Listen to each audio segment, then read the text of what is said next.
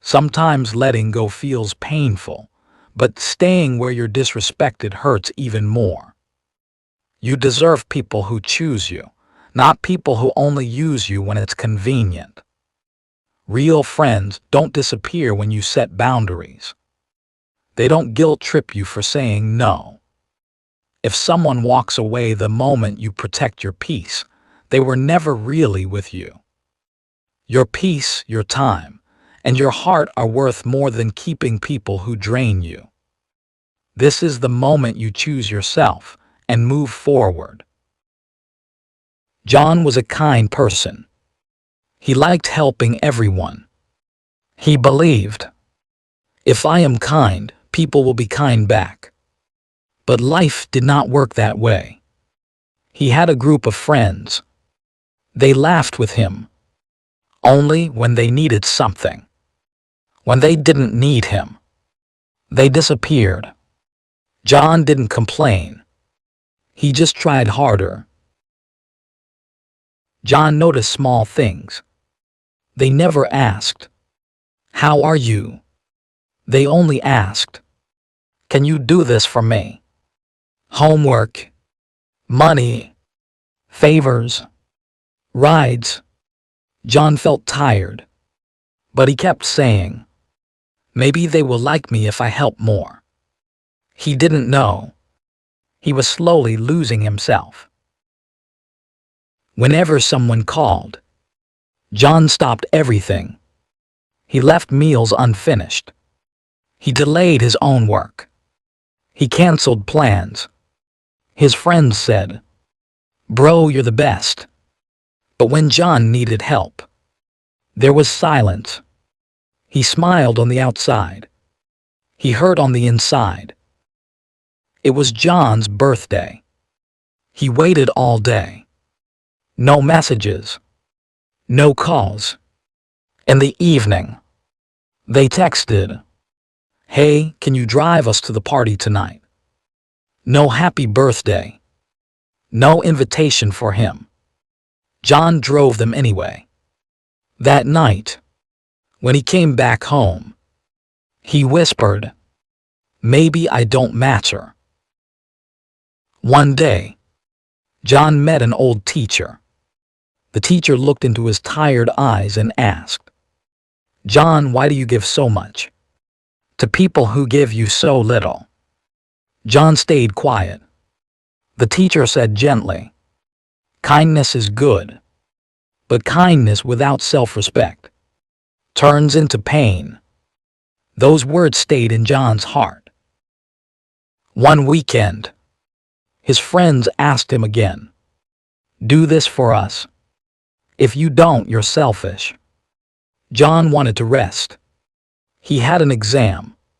He was exhausted. But fear spoke. "If I say no, they'll leave me." So he said yes. Later that night, he cried quietly. He wasn't crying because of them. He was crying because he betrayed himself. John finally noticed something. Whenever he helped, they became nicer. Whenever he stopped, they became cold.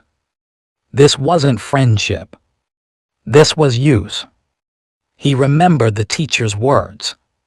Self-respect begins when you stop begging for love. John decided, "I will not lose myself anymore."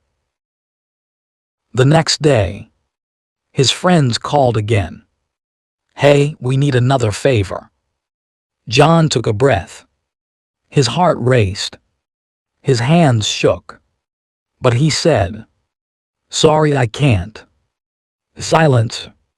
Then they replied, "What's wrong with you? You changed." John felt scared, but also free.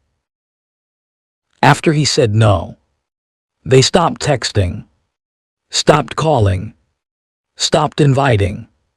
He saw the truth. They didn't miss him. They missed what he did for them.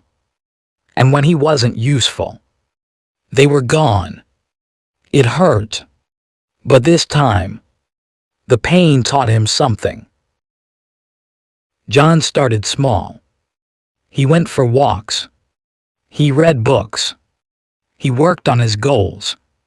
He spent time with family. Slowly peace returned. He realized being alone is not the problem. Being surrounded by the wrong people is. Over time, John met new people. They listened. They respected boundaries. They appreciated him. They said, "Take your time. It's okay to rest. You don't always have to help." For the first time, John felt safe. One night, he looked back at the past. But this time, he didn't feel anger. He felt clarity. They weren't bad. They just weren't for me. And I wasn't meant to stay. Letting go didn't mean hatred. It meant peace. John learned a real friend doesn't use you, does guilt trip you, respects your limits, celebrates your wins. Friendship is not, "I need you when I want something." Friendship is, "I care about you, even when you say no." One of his old friends returned. "Hey bro, we need you again." John smiled kindly and said, "I hope you're okay. But I can't do that anymore." No anger, no fear, just self-respect. For the first time, he chose himself, without feeling guilty. Time passed. John looked in the mirror and saw someone stronger, someone calmer. He realized letting go didn't make me lose anything. It gave me back my life, my time, and my heart. And he finally understood. Letting go isn't rejection. Letting go is self-respect. If someone only stays when you are useful, they are not your people.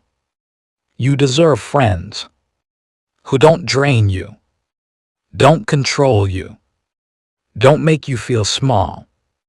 Sometimes peace comes not from fighting harder, but from finally letting go.